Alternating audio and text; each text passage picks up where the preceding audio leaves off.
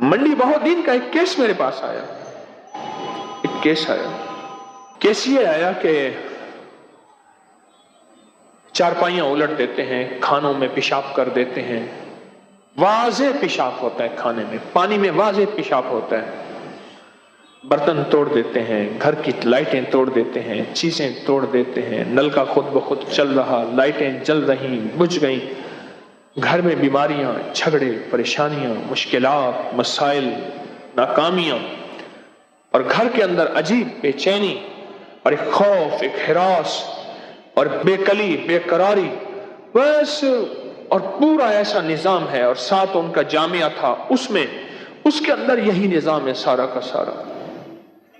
हर उसका स्टूडेंट जामिया का वो परेशान, बीमार, बस इस तरह के अंदाज। कहने लगा थक हार के आपके पास आए हैं, अगर आप कहें ना कि सूली पे चढ़ के कोई वजीफा करें, हम वो भी करेंगे। आप कहें ना कि तलवारों की नोक पे काम करेंगे, इसका कोई हल नहीं, थक गए हैं। मुझे याद नहीं साल हर साल बताए कि कितने सालों से वो इस रोग से चल रहे हैं, और कितने सालों से वो इन मसाइल के साथ निमट रहे हैं, मसाइल पर मसला खत्म नहीं हो रहा। मैंने कहा आपको एक ऐसी चीज बताऊंगा जो उन पे पलट जाएगी इंशाअल्लाह।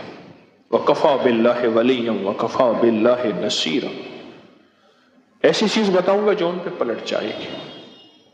मैं एक दुआ का आमिल हूं अल्लाह के फजल से, उसका मैंने बाकायदा अमल किया और मकली के कब्रिस्तान में किया। वो दुआ एक काब है, काब, हजरत काब बिन अहबार रजी अल्लाह ताला अन्हु की दुआ है। अऊज़ु बिवजहिल्लाहिल अज़ीम अल्लज़ी लैसा शैन। मुहद्दिसीन ने इसको लिखा है, मुस्तनद रिवायात में ये चीज मसनद अहमद में मौजूद है, और बड़ी बड़ी हदीस की बड़ी बड़ी मुस्तनद किताबों में ये मौजूद है। आपके जितने भी स्टूडेंट्स हैं ना, उनको और आप भी खुद बस इसको बैठ के पढ़ें, और दिन रात और वुज़ू बेवुज़ू हर हालत में पढ़ें पढ़ें पढ़ें, और इतना पढ़ें कि बस पागल हो जाए। बहुत पढ़ें। थके मारे थे बेचारे, थके मारे थे, बहुत ज्यादा थके हुए थे, बहुत ज्यादा। ओ बेचारे थके हुए।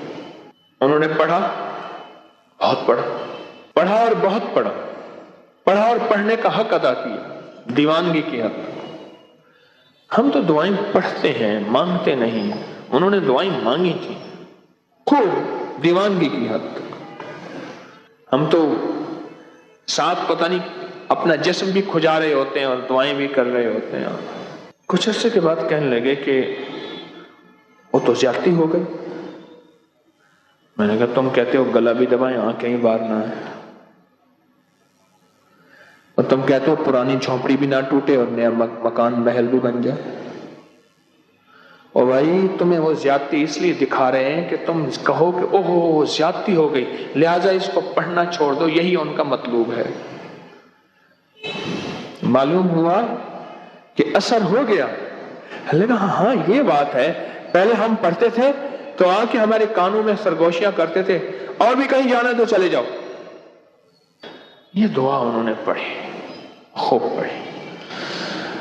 कुछ दिनों के बाद कहने लगे कि वो कहते हैं कि सुलह कर ले।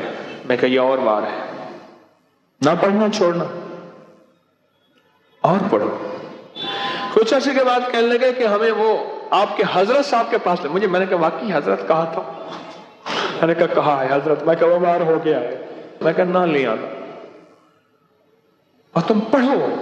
ये सिर्फ तुम्हारे वक्त ज़ाय करने की तरतीबें हैं और तरकीबें हैं, कुछ भी नहीं।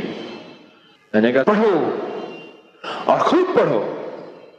कुछ अर्से के बाद कहने लगे कि हमें नजर आते हैं उन्होंने पट्टियां बांधी हुई हैं, लूले हैं, लंगड़े हैं, अपाहज हैं, पांव घसीट के चल रहे हैं, और कहते हैं ना पढ़ो, जो कहोगे हम करेंगे। मैं कहा ना अब फिर पढ़ो, इनकी नहीं सुननी, ये खबीस हैं, ये चूड़े हैं, इनकी नहीं सुननी। और आखिरी बार यही था, आखिरी बार।